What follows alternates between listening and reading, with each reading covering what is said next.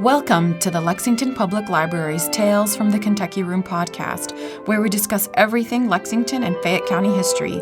I'm Mariam, and in each episode of this podcast, we will feature a guest that will share a piece of local history. So thank you for tuning in and enjoy. If you've lived in Kentucky long enough, you know that we are no strangers to tornado watches and warnings. Most recently, the tornadoes that hit western Kentucky in 2021 brought tragedy and destruction in its wake.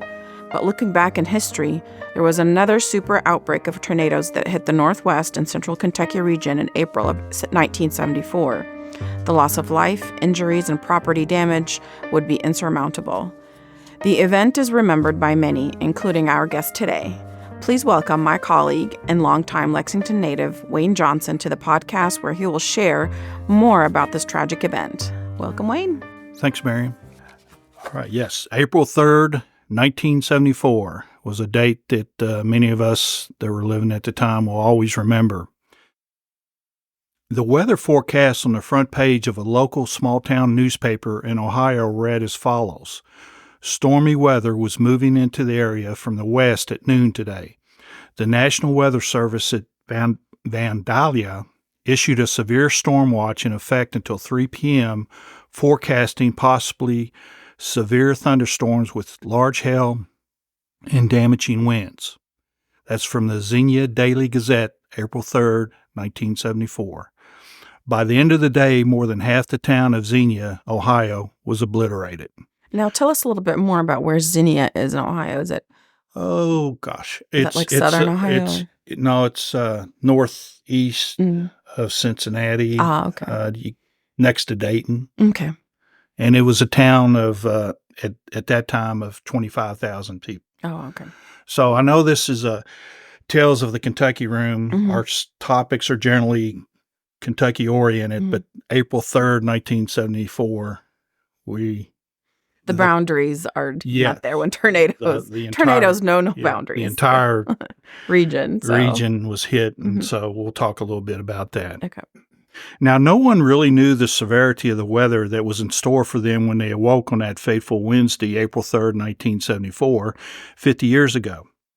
Meteorologists knew the conditions was ripe for severe weather, but had no way of knowing the extent of the severity.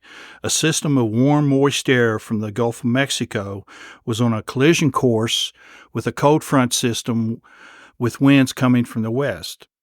This had been brewing for a couple days, and in fact, a tornado had a touchdown in Campbellsburg, Kentucky, in Henry County on Monday night, 2 days before the super outbreak, and it killed one person. Now, the collision of these weather systems would make its mark on weather history known on April 3rd. The day is known as the day of the super outbreak of tornadoes. A total of 148 tornadoes hit 13 states in the South and Midwest and in the Canadian province of Ontario, wreaking havoc and destruction throughout its path. That's a long path all the way up to Canada. Wow. Okay. And it included many communities in Kentucky that were hit. The states hit were Illinois, Indiana, Michigan, Ohio, Tennessee, Alabama, Mississippi, Georgia, North Carolina, Virginia, West Virginia, New York, and, of course, Kentucky. When the super outbreak was over 300 people were killed, some 75 in Kentucky. I've seen conflicting numbers during my research, but approximately 75. And about 6,000 people were injured, and thousands of homes, schools, buildings, etc., were leveled during these tornadoes. At the time, over $500 million in damage was incurred. Now, that's in 1974 So that's by that time standard, not today, I think. Adjusted for inflation or anything like that. Yeah, adjusted today, I think it'd be like maybe $3-4 billion, something like that. Now, Kentucky has had many historical encounters with Mother Nature in its 230 years of history.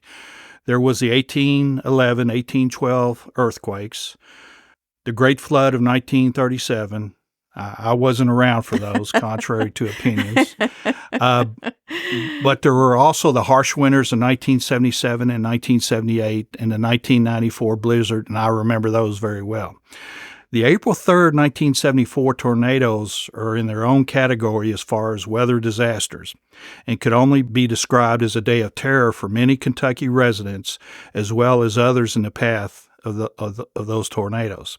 Now, as mentioned, meteorologists and the National Weather Service knew that the Southeast and Midwest had the potential for strong storms on that day, given the warm, moist air coming up from Gulf of Mexico and the cold winds coming from the west and the plains.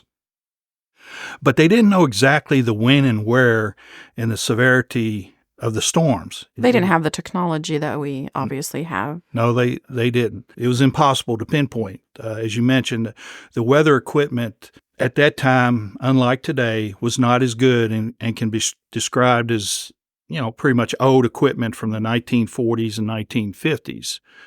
So they were at a disadvantage as far as equipment in predicting these storms. Like I said, even with the old equipment, they knew the potential for bad storms existed. And once these systems collided, it was basically boom. The tornadic demons were set loose throughout the path of the 13 states in Canada. Now, although Lexington was not hit as bad as other Kentucky and U.S. communities, we had no tornadoes that were known to have hit in the city of Lexington. But it was still a very frightening experience for Lexington residents. My memory of that day, I was 17 years old at the time, it's still clear to me that day, at least some of it. After school, it was a norm to go out and shoot basketball. I mean, after all, this is Kentucky. So that's what I was doing that afternoon. The thing I remember most was the dark skies that descended on Lexington on the late afternoon of that day. The sky was very ominous. In my lifetime, I don't believe I have ever seen a sky as scary as that one. I'm sure the high winds and the storms that followed were pretty scary, but it was that dark sky on that late April afternoon that I remember the most.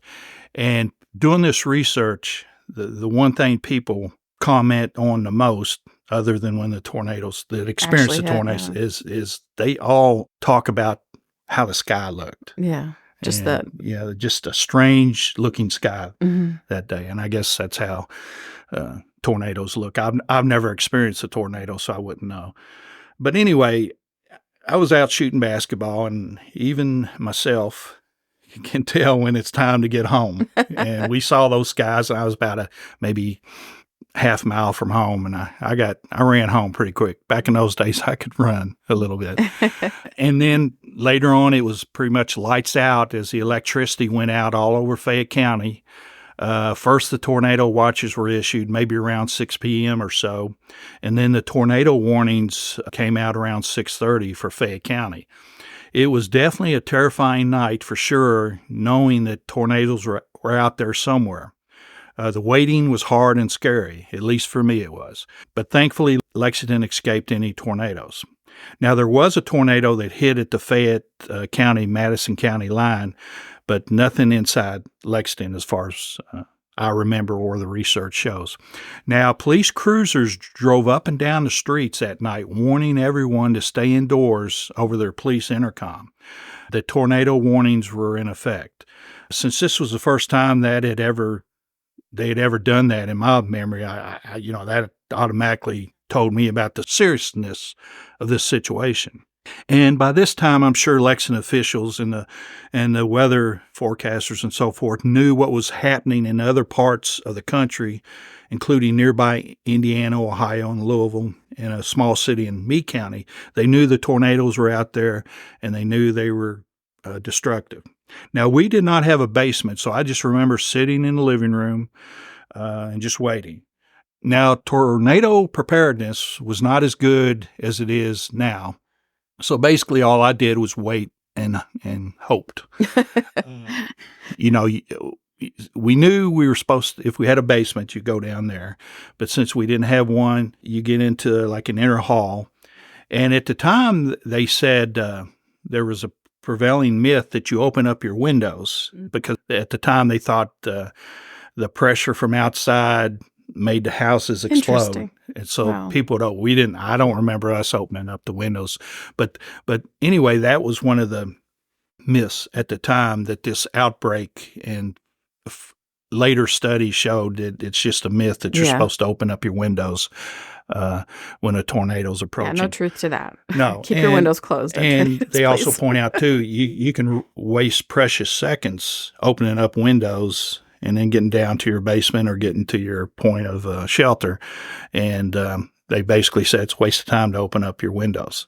That's what they say. So, well, anyway, that day, Lexington and Knight was spared. A meteorologist later explained that everyone in the paths of these tornadoes, the 13 states and up in Canada, everyone had pretty much a chance of having a tornado form in their area. They had a chance of being hit. Well, luckily, Lexington wasn't hit, but other communities were not as fortunate. Now, I mentioned tornadic demons. They were on the loose in the state of Kentucky, as well as the 12 other U.S. states. Now, a tornado hit the Jet community in Franklin County near Frankfort and killed 2 people. Stamping Ground was hit hard with a tornado and had extensive damage. And Madison County was hit about 7:20 p.m. that night and had 7 deaths. I've seen conflicting numbers on that. Some have 7 deaths, others have 8. But Madison County was hit pretty hard. Now, about 20 tornadoes touched down in the state that day, causing damage and terror throughout the state. The death toll in Kentucky on April 3rd, 1974 was 75 Kentuckians killed. Again, I've seen conflicting reports, but we'll go with that number. Bull County, Rockcastle County, Simpson County, Nelson County, Henry County had 1 death apiece. Warren and Hardin County had 2. Franklin and Wayne County had 4. Pulaski had 6. Jefferson County had 6. Madison, as mentioned, had 7. Clinton County had 8. And then there's Meade County. April 3rd, 1974, Brandenburg, Kentucky. A tornado warning was issued for Brandenburg, a small town of 1,700 people in Meade County, located on the banks of the Ohio River at 3:55 p.m., 15 minutes before the tornado hit. Not enough time to get to safety for a lot of people. So they didn't get enough of a warning. Yeah. No, the like we were talking, the warning systems weren't nearly as good as they are now. Especially with the electricity being out, no television stations, no radio. And no sirens and so forth. And no smartphones with the app to tell you. Mm-hmm. So, they were in trouble. The tornado began in the neighboring Breckinridge County. And this is how it was described in the book that we have here in the Kentucky Room, entitled April 3rd, 1974, Tornado. It goes as follows. Springing to life in Breckinridge County, the tornado battered a half-dozen farmhouses and barns, knocked down utility lines near Hardinsburg, and damaged 60 homes in Irvington before swinging eastward toward Brandenburg, slapping down rows of trees as it went. Near Midway, not our Midway, but another Midway, it flattened 5 homes. Then it fell on Brandenburg. The town was simply unprepared. A few people, hearing the radio warning, tried to spread the alarm before running for basements, and the radio warning came just like minutes before the tornado hit. Not enough time to seek shelter for a lot of people. A lot of people tried to spread the alarm before running for basements, and it continues. But most of them heard only the giant roaring, saw the awesome writhing cloud descend on the western edge of the town. They dived for doorways, cars, ditches, anything that offered cover. The West Hill residential section was almost obliterated. Then the wind tore into Fairway Drive and leveled the modest homes there. Down Main Street it roared, blowing apart the Applegate and English Agency, sending concrete blocks slamming into new and used cars. Betty's Coin Laundry disintegrated, according to this report. The courthouse lost its roof, then its second floor. Blake Hill, across from the courthouse, was beaten into a scattered rubble. At the foot of Main Street, a shoe store and a home disappeared. In little more than a minute, the tornado had made Brandenburg all but unrecognizable. Main Street was filled with rubble, wreckage, utility lines, trees, and the scattered bodies of cars. Above the ruin hung the dusty smell of debris and death. In the hideous hours that followed, the survivors of the Brandenburg tornado would pull from the wreckage the bodies of 30 dead. I think the official count was another person died later. 150 were injured, and like I mentioned, one had died later.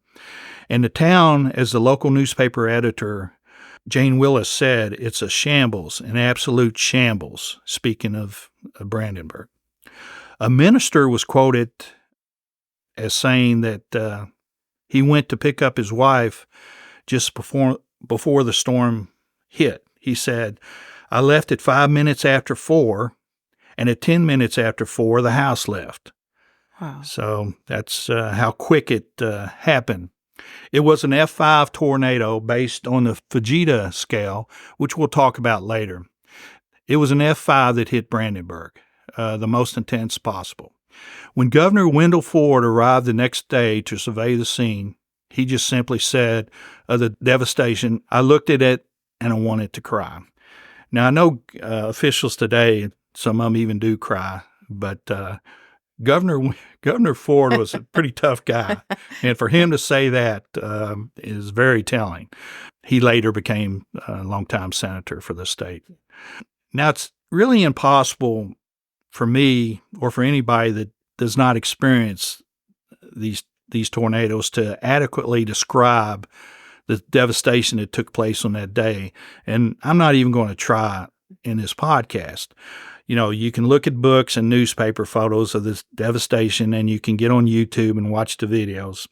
And that's probably the closest you'll come unless you happen to know someone that experienced the tornadoes and got their description of it.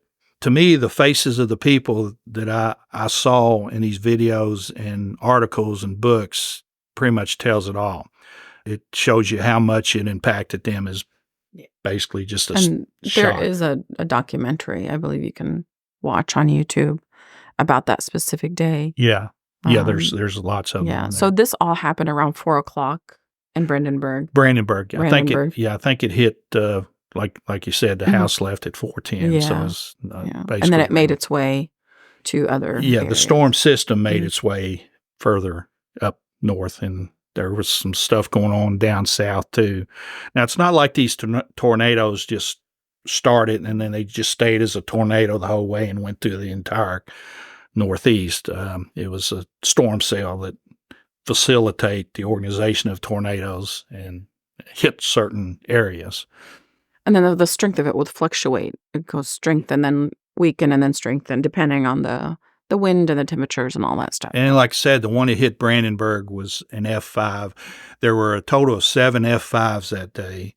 Incredible. That's a very rare occurrence. I think I read something the other day about it's normal for maybe 6 or 7 a year might hit. Don't quote me on that, but not all at once. Yeah. Yeah. Well, there's another situation here later we'll talk about that was very rare. But there's many YouTube videos about the day, and I went through a lot of them. I mean, I've always known when you hear a tornado warning, we have sirens, and you watch the news stations. I don't mess around. I mean, as soon as I hear it, my wife and I go down to our selected shelter down in the basement. I don't even, hesitate. Yeah.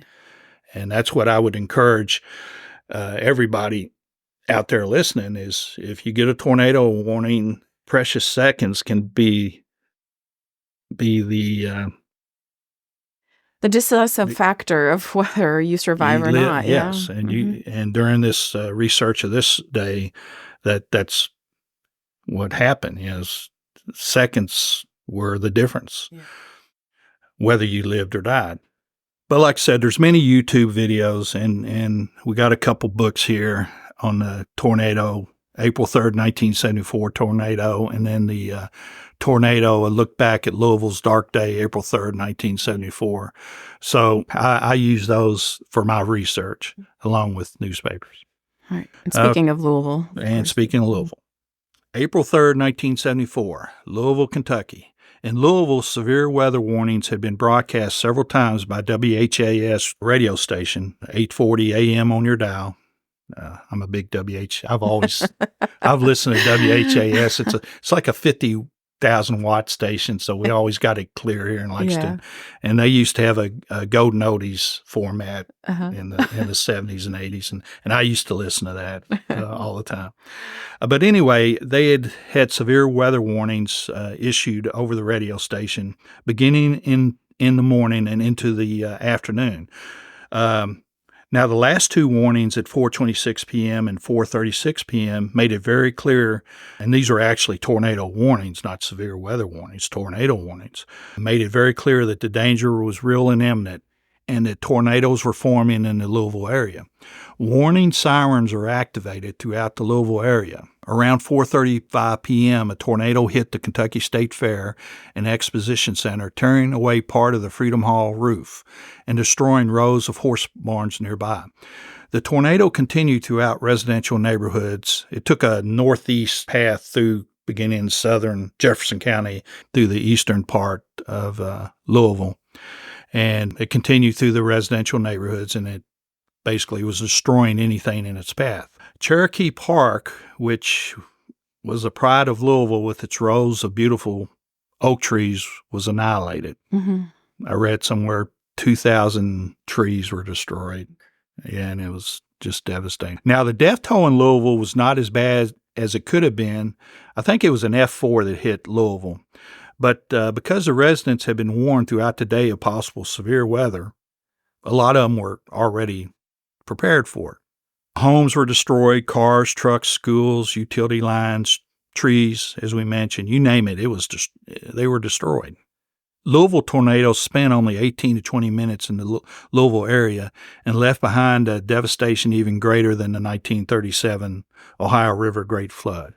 Now, WHAS traffic reporter Dick Gilbert was already in the air with his helicopter when the tornado hit, and he was able to give the city a real-time account of the tornado's progress.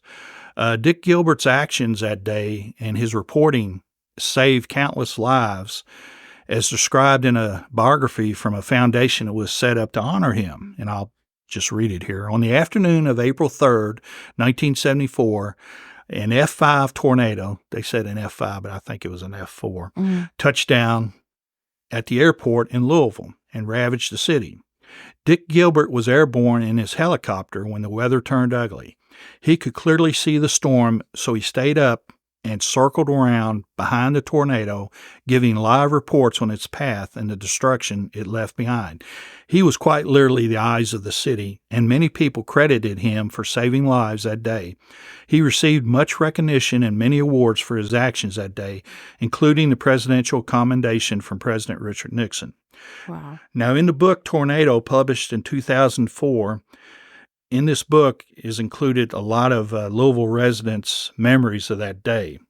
And the one that caught my attention was one written by the daughter of Gilbert, Candy Gilbert Medina. And I'm going to read you her description of that day because I think it kind of encompasses, the whole day for everybody.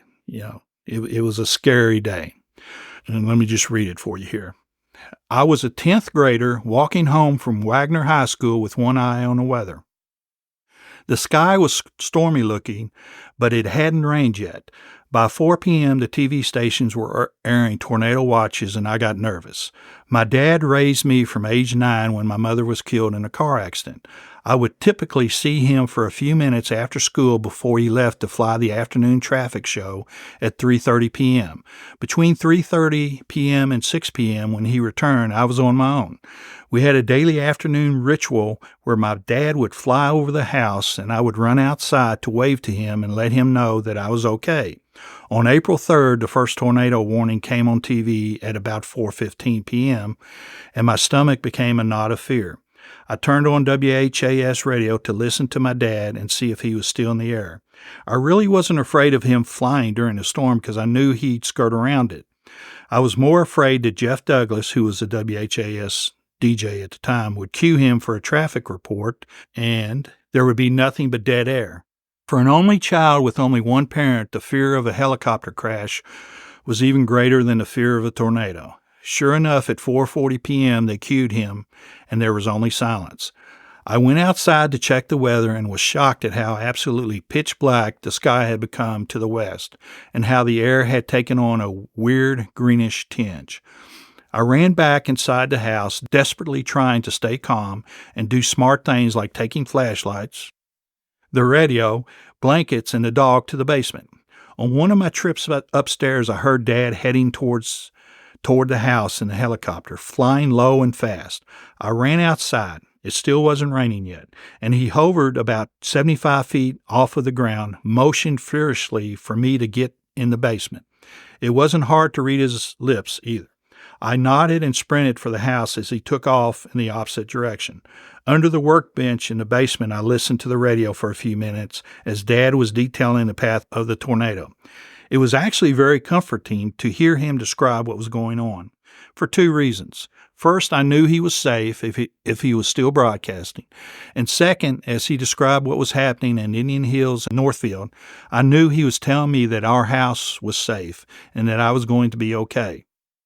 Through all of this, Dad continued to marvel that people considered his actions that day to be heroic or reckless. Pick your adjective, her words.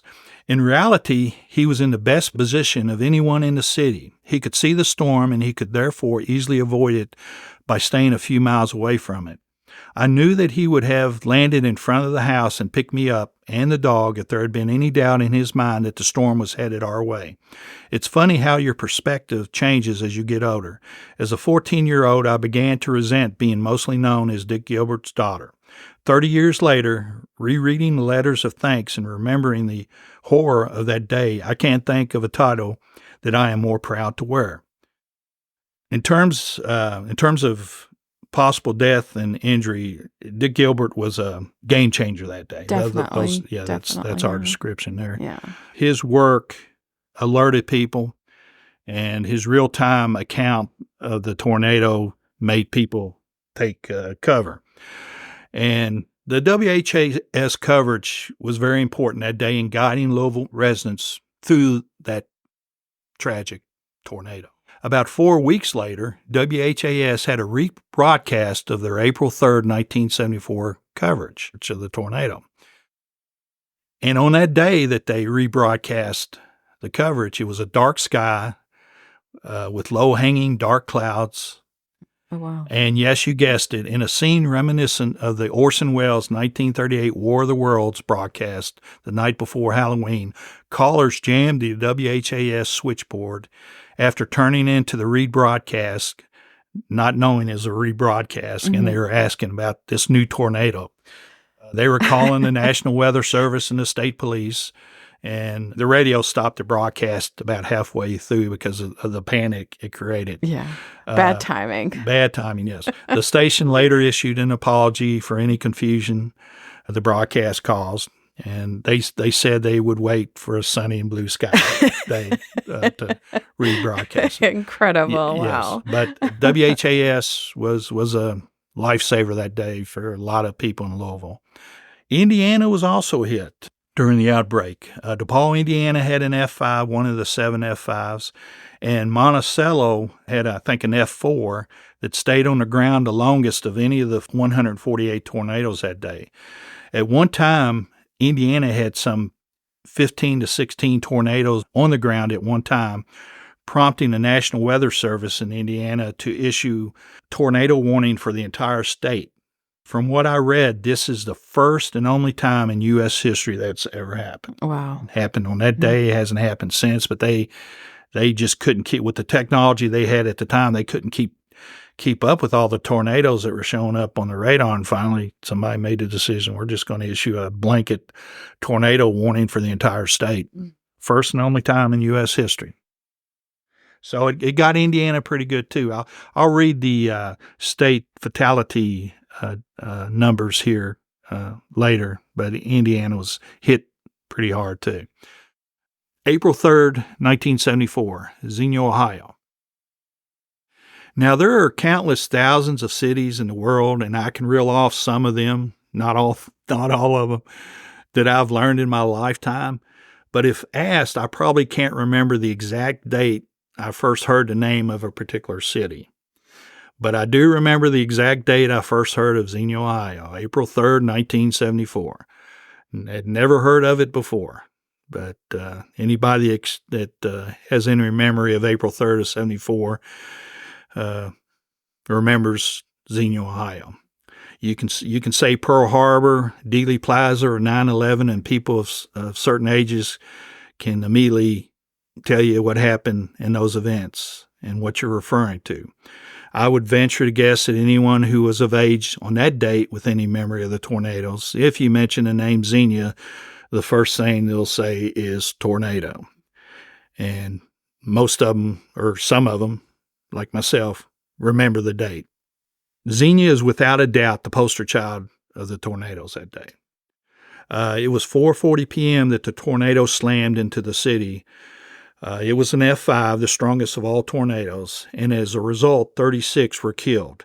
Of that total, 2 or 4 of those were killed in relief efforts. A couple weeks later, 2 or 4 National Guard members were killed in a fire as they were sleeping in a building and it caught fire. Oh my. They're included in the death toll, and they are also included in the memorial that Xenia later set up in town, a plaque with the list of the names of the people who died that day.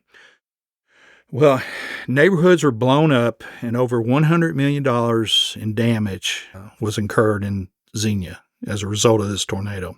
The path of the tornado stretched a half mile. A description of Xenia was simply death and debris.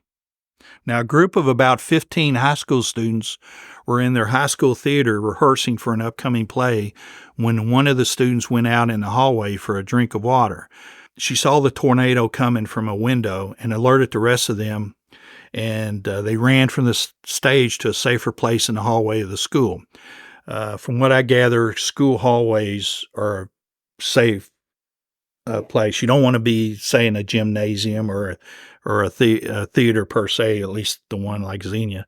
But anyway, the kids ran out into the hallway, and only seconds later, we were talking about how seconds matter during a tornado.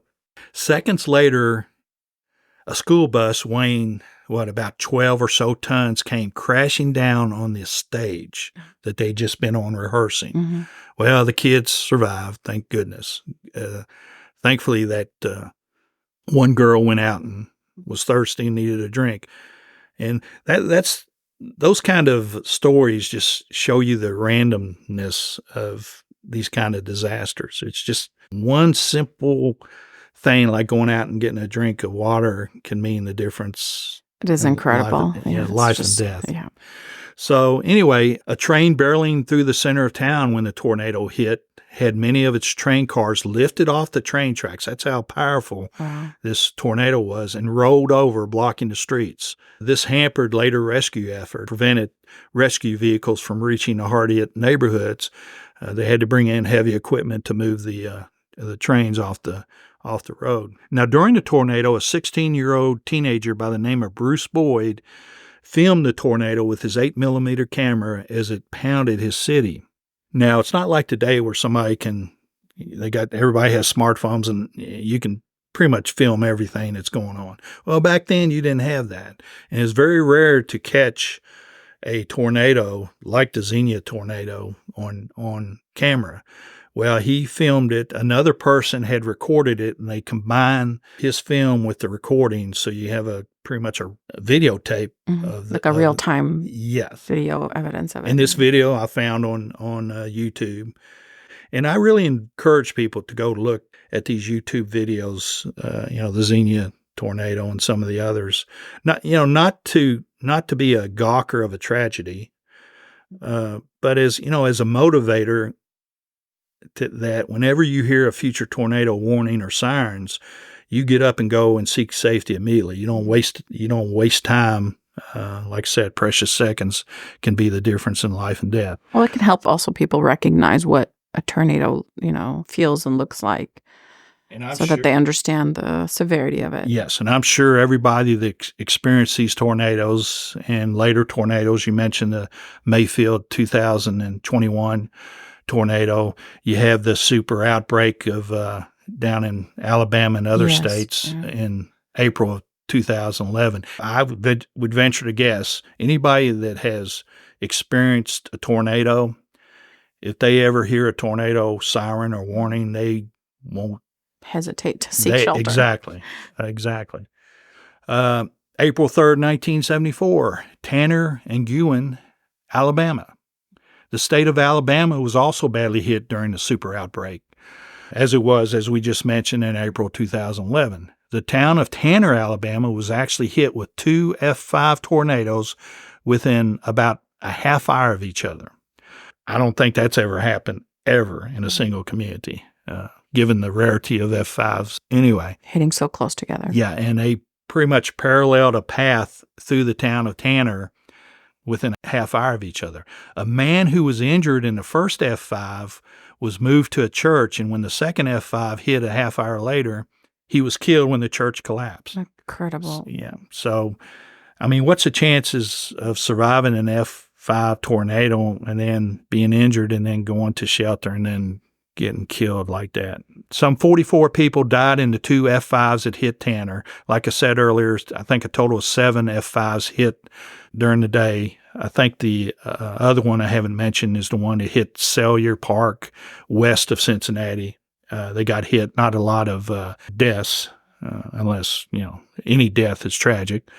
But compared to some of these other F5 tornadoes, they got off pretty lucky. So anyway, these two F5s hit Tanner, and this is about, I don't know, maybe 7:30ish in the evening. And not only tornadoes, I would assume, are terrifying to see coming at you in the daytime, but can you imagine at night when you can't see it anything? Yes. Yeah. And that's a lot of destruction to a lot of states, and I'm sure a lot of cleanup afterwards. So we'll talk about the aftermath now. So let us know a little bit more about what happened after all these tornadoes hit. And later in the evening, a F5 hit Guin, Alabama, killing some 28 people. So you have 3 F5s in the state of Alabama alone. And let me read you the death totals by state. I've seen conflicting numbers, but we'll just go with this. And it's just terrible. Alabama had 77 fatalities. Georgia had 16. Illinois 5. Indiana 47. Kentucky 71, which conflicts with the 75 number I gave earlier. Michigan 2. North Carolina 6. Ohio had 38. Xenia, that was much of that number. Ontario, up in Canada, the province of Ontario, had 9 deaths. This is how far these tornadoes stretch, from Alabama to Ontario. Tennessee had 45. Virginia had 1. West Virginia had 1. So a lot of death.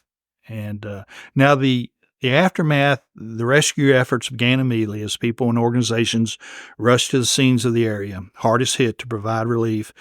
The Red Cross, Salvation Army, National Guard, different military branches, even college students, all jumped in to help the recovery. President Nixon declared a state of natural disaster in many of the states hit, thus freeing up federal aid to help these people that were suffering.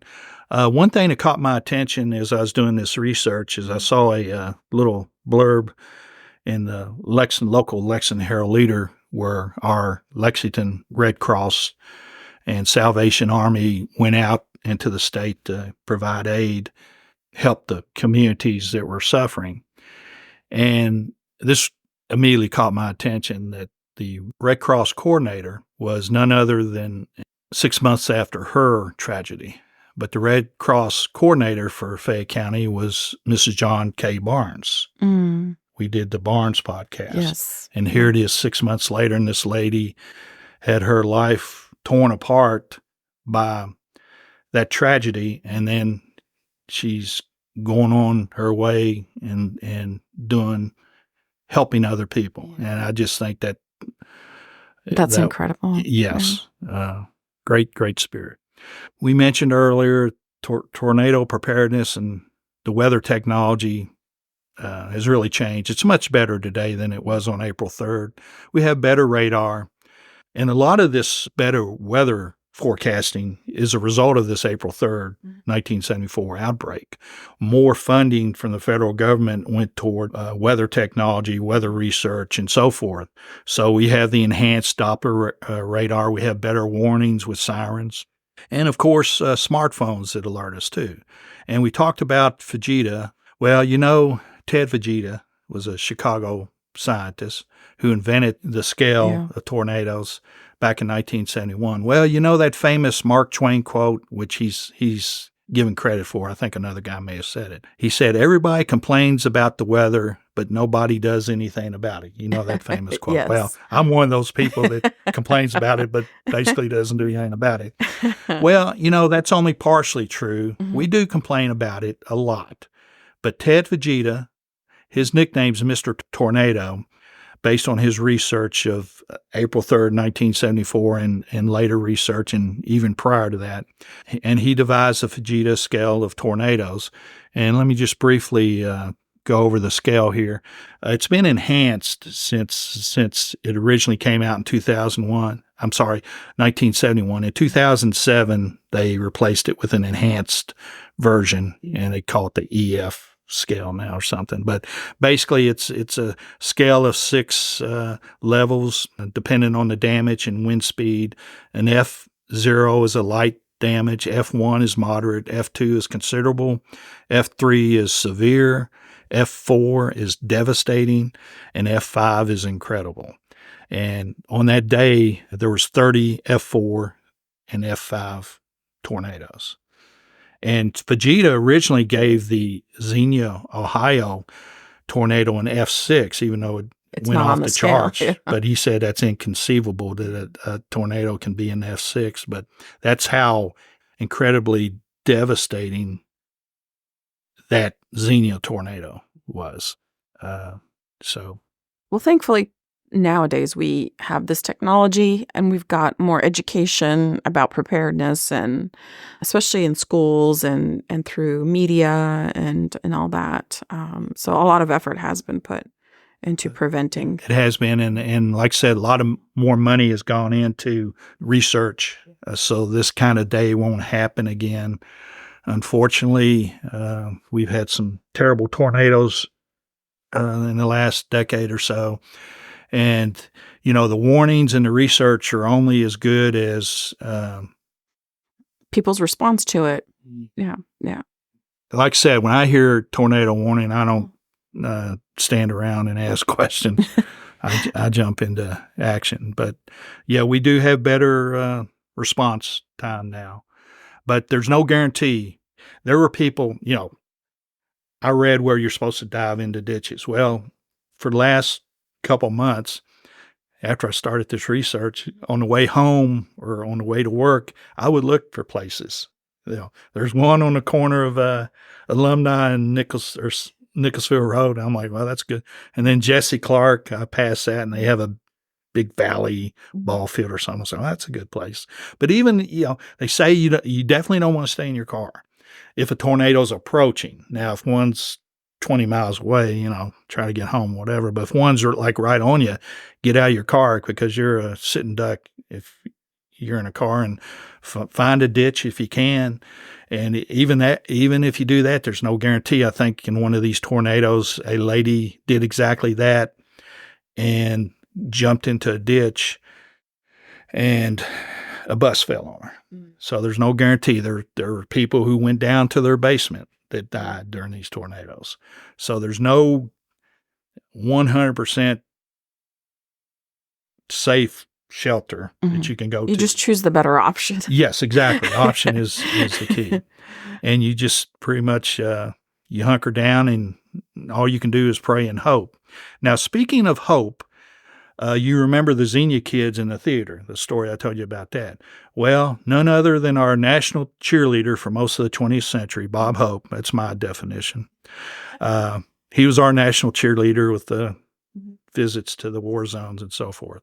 Well, anyway, he answered a call for help by having a relief show set up in nearby Dayton to raise funds for the city's recovery. I think it took place in December of 74. He visited Xenia And I don't think people realize, well, maybe they do, how important it is when someone like President Nixon went to Xenia, Bob Hope went to Xenia, how uplifting to the spirit it is when people Of course, come yeah. and it just gives you a little encouragement that, hey, things are going to get better. Well, anyway, in appreciation for what Bob Hope did, the city named the new high school auditorium, the theater that had been destroyed, the bus fell on it. They called it the Bob Hope Auditorium. Nice. Mm-hmm. So I thought that was nice. And that's just one example of several thousands of people and organizations coming to the aid of their fellow man in this day of tragedy. Yeah. And to quote another famous American from the 20th century, and that's the way it was Wednesday, April 3rd, 1974. Thank you, Wayne. You're welcome. Thanks for listening to Tales from the Kentucky Room, a podcast brought to you by the Central Library's Kentucky Room staff at the Lexington Public Library. If you enjoyed listening, please take a minute to subscribe, rate, and review the podcast on Apple Podcasts, Spotify, or wherever else you get your podcasts. If you have any questions about local history or genealogy research, you can visit us in the Kentucky Room to use our collection and newspaper microfilm, or you can email us at elibrarian@lexpublib.org. That's elibrarian@lexpublib.org. I'm Mariam, and we'll be back with another trip down Lexington's memory lane.